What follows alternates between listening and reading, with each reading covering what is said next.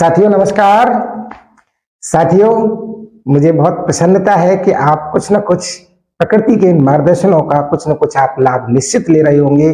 कल भी आपसे चर्चा की गई थी कि 4 सफेद जहर, इनका हमें अपने किस प्रकार से हमें इसका यूज करना चाहिए और उसके प्रकृति के अनुकूल कैसे उसको और सुरक्षित बनाया जा सकता है। इसके अलावा प्रोटीन की उपयोगिता, प्रोटीन का हमें किस प्रकार से सेवन करना चाहिए, हमारा फिजिकल वर्क कितना है या कितना नहीं है, उसके अनुकूल ही हमें प्रोटीन को हमें सेवन करना चाहिए। और सबसे ज्यादा मोस्ट इंपॉर्टेंट एसिडिक और एल्कलाइन डाइट, यानी हमें 20% ही एसिडिक डाइट की जरूरत होती है। हमारे रोगों के लिए मुख्य रूप से 2 ही जिम्मेदार होते हैं, भोजन में एसिड की अधिकता और जीवनी शक्ति की कमी। जीवनी शक्ति का भी विषय आगे आएगा। तो साथियों, अगर आपने अपनी किचन में थोड़ा सा भी परिवर्तन कर लिया तो भी आप स्वस्थ और आनंदित जीवन का आनंद ले सकते हैं। ठीक है ना। चलिए, आज का विषय है प्रकृति के अनुकूल दुग्ध की उपयोगिता किस प्रकार है।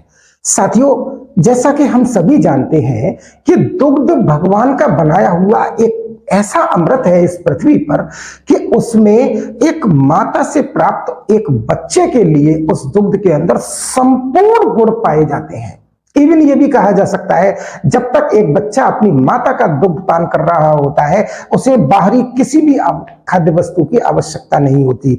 उसी माता के दुग्ध से उसका पूरा फिजिकल डेवलपमेंट, उसका मेंटल डेवलपमेंट, पूरा विकास हो जाता है। साथियों, यहां तक की तो बातें हम सभी जानते हैं। ऐसे मानिए जैसे एक गाय, भैंस, बकरी, भेड़, कुछ भी, गाय मान लीजिए, जैसे जब एक गाय एक बच्चे को जन्म देती है तो वो लगभग 8-10 किलो का होता है और गाय दूध देती है लगभग 8-10-11 महीने तक। वो 8-10 महीने दुग्धपान करने के दौरान वो 8-10 किलो से लगभग 60-70-80 किलो तक का हो जाता है।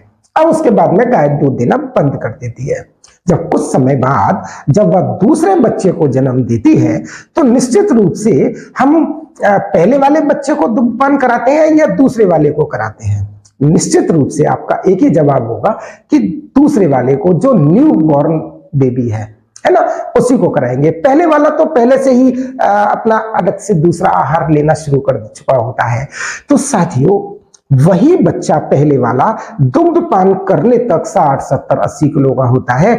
वही बच्चा अगर फीमेल होता है तो 200 से 250 किलो की गाय बन जाता है और अगर मेल होता है तो 300, 350, 400 और 450 किलो तक का सांड बन जाता है। साथियों, आखिर उसे तो दूध की कोई आवश्यकता नहीं रही। और वैसे भी उसके भोजन में हमने उसे क्या खिलाया, कितने काजू बादाम पिस्ते खिलाई, क्या खिलाया, लकड़ियों का चूरा जिसे भूसा कहा जाता है।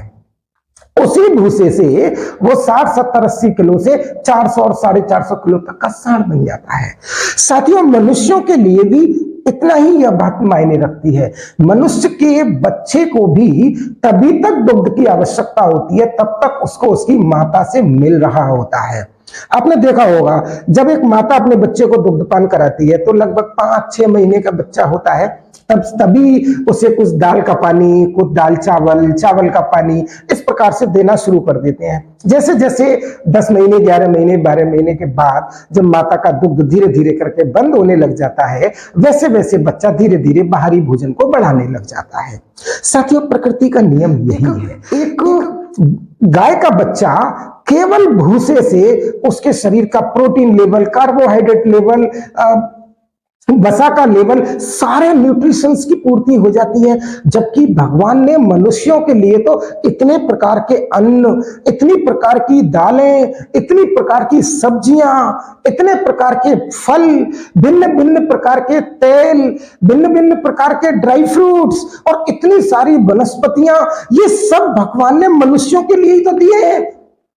फिर भी हमारे मन में एक चेष्टा रह जाती है कि दुग्ध नहीं पिया तो कुछ भी शरीर का डेवलपमेंट नहीं होगा। ऐसा नहीं है, यह सिर्फ और सिर्फ हमारी भ्रमिकता है, इसके अलावा और कुछ नहीं। ये बाहरी आहार इतने पौष्टिक, इतने ताकतवर हैं, यह हमारे लिए संपूर्ण आहार है। हमें किसी बाहरी दुग्ध की आवश्यकता नहीं होती। और दूसरी बात यह है कि एक माता से प्राप्त दुग्ध, उस दुग्ध के अंदर जिस प्रजाति की माता का दुग्ध होता है उस दुग्ध के अंदर उसी प्रजाति के अनुकूल गुण पाए जाते हैं। जैसे भैंस का दूध है तो भैंस के गुण पाए जाते हैं, भेड़ का दूध है तो भेड़ के अनुकूल गुण पाए जाते हैं। वह हमारे शरीर के अनुकूल उसके गुण नहीं होते।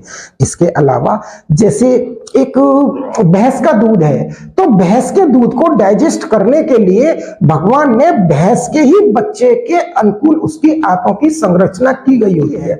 आपने देखा होगा, अगर आप 2 गिलास दूध पी लें और 1 घंटे बाद ही आपको ऐसा फील होगा कि कुछ विशेष प्रकार से पेट में कुटर कुटर, या इसको ऐसे कह सकते हैं जैसे एसिडिक या कुछ बदहजमी, इस प्रकार से आपको फील होने लग जाएगा। साथियों, एक अगला विषय और है कि दुनिया की ऐसी कौन सी माता है जो अपने बच्चे को अपना दुग्ध उबाल करके पिलाती हो।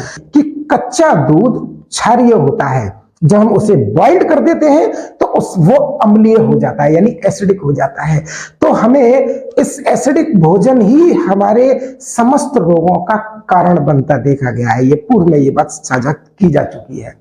तो साथियों, हमें उबले हुए दूध से भी बचना चाहिए।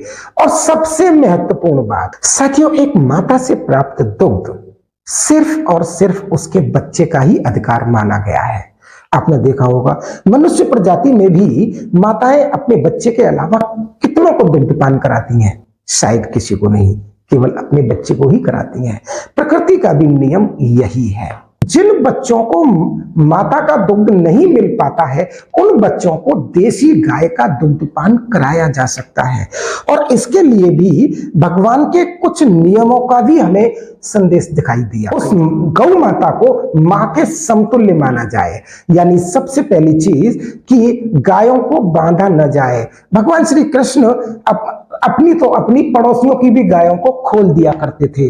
आप पूर्व के इतिहास में भी आप इसको आसानी से देख सकते हैं। दूसरा, जब हम एक मां के अनुकूल गाय को मानते ही हैं, तो फिर हमें उसका पसंदीदा भोजन भी खिलाना होगा। और उसके लिए भगवान श्री कृष्ण अपनी पड़ोसियों की भी गायों को पहाड़ों पर चराने ले जाते थे, उनके पसंदीदा भोजन खिलाते थे।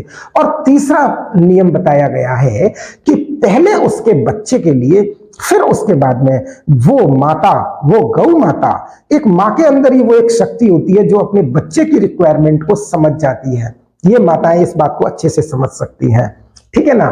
तो वो गौ माता इस चीज को समझ जाती है कि अब इस बच्चे को भी मेरे दुग्ध की आवश्यकता है, तो वह अपने बच्चे को स्वतः ही हटा देती है और हमें प्रेरित करती है कि अब आप अपने रिक्वायरमेंट के अनुसार दुग्ध ले सकते हैं। साथियों, सही हमें दिखाई दिया पूर्व के इतिहास में, वह आपके साथ साझा किया जा रहा है। और फिर भी अगर आपके मन में कहीं कोई शंका हो या कुछ असंतुष्टि रहती है, तो यह बहुत सारी बातें आपके साथ वीडियो के माध्यम से शेयर करना तो संभव नहीं।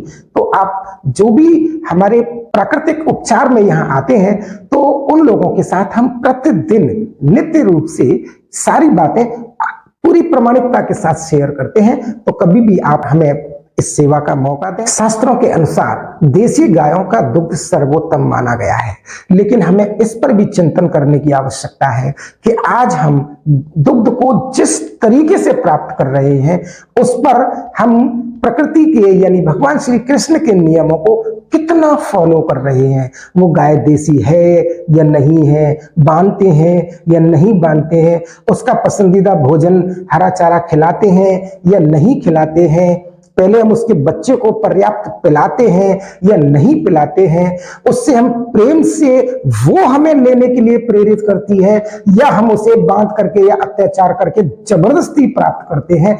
इन सब पर भी चिंतन करना होगा। साथियों, आज के लिए सिर्फ इतना ही। कल का हमारा विषय रहेगा जीवनी शक्ति। धन्यवाद।